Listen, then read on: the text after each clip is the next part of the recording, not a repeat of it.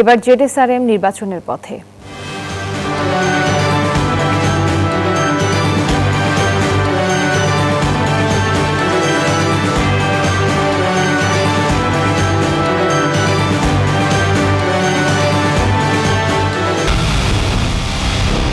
পুরো দেশের মুখে হাসি ফোটাতে নিজেকে হতে হয় স্ট্রং, আর মনোবল হতে হয় স্পার্ক জিরো। জেডএসআরএম 25 বছরের পথ চলায় নিরাপদে রাখার প্রত্যয়ে।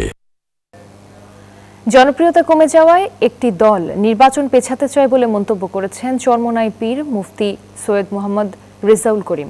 রাজধানীর ইঞ্জিনিয়ার্স ইনস্টিটিউশন মিলনায়তনে ইসলামী ছাত্র আন্দোলনের কেন্দ্রীয় সম্মেলনে অংশ নিয়ে এই কথা বলেন তিনি। বলেন, আগামীতে ফ্যাসিস্ট, গুমকারী, খুনকারী ও দুর্নীতিবাজদের আর কেউ ক্ষমতায় দেখতে চায় না। মানুষ আজ দেশপ্রেমিক ও ইসলামী মানুষকে ক্ষমতায় দেখার অপেক্ষায়। বক্তব্য শেষে এ সময় ছাত্র সংগঠনটির নবনির্বাচিত কমিটির সদস্যদের শপথ পাঠ করান তিনি।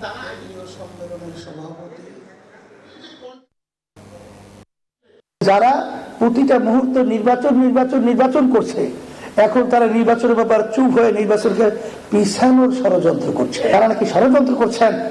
আপনারা ভালো করে জেনে রাখেন, যত ষড়যন্ত্র করবে ততই আপনারা জনগণ থেকে প্রত্যাখ্যাত হবেন।